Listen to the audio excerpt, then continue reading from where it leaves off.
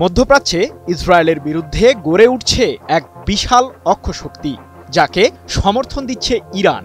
তবে এই অক্ষশক্তিকে নিয়ে মারাত্মক চিন্তায় আছেন ইসরায়েলের প্রধানমন্ত্রী বেনিয়ামিন নেতানিয়াহু।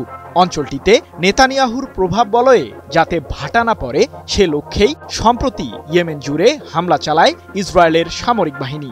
কিন্তু তাতেও দমে যাবে না হুথি বিদ্রোহীরা। ইসরায়েলের উদ্দেশ্যে এমন হুঁশিয়ারি দিয়েছেন ইরানের সশস্ত্র বাহিনীর প্রধান মেজর জেনারেল আব্দুল রাহিম মুসাভি। ইসরায়েল চায় সাম্রাজ্যবাদ, আর নেতানিয়াহুকে এক্ষেত্রে সহায়তা করছে মার্কিন প্রশাসন। কিন্তু মধ্যপ্রাচ্যের পুরো শাসনভার যাতে ইহুদিবাদীদের হাতে চলে না যায়, সে চেষ্টাই অব্যাহত রেখেছে ইরান ও তার সহযোগী সশস্ত্র সংগঠনগুলো।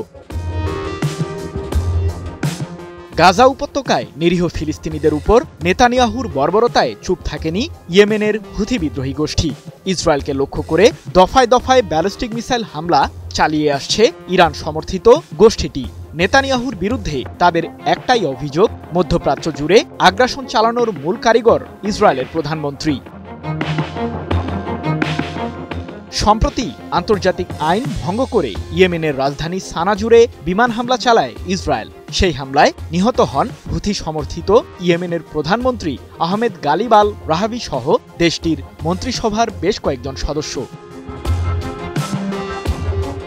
নেতানিয়াহু ভেবেছিল তার এই আগ্রাসনের মাধ্যমে দমে যাবে হুথিরা, কিন্তু পূর্বের চেয়ে আরও শক্তিশালী জবাব দিতে এবার প্রস্তুতি নিয়েছে হুথিরা। এমনটি জানিয়ে আব্দুল রাহিম মুসাভি বলেন, ইহুদিবাদীদের এই ধরনের নৃশংসতা ইয়েমেনের বীর যোদ্ধাদের কোনোদিন দুর্বল করবে না, আর এটিকেই ভয় পাচ্ছে ইসরায়েলিরা। ইরানের এই জ্যেষ্ঠ সামরিক কর্মকর্তার বরাতে বিষয়টি নিশ্চিত করেছে মধ্যপ্রাচ্য ভিত্তিক সংবাদ মাধ্যম মেহের নিউজ এজেন্সি।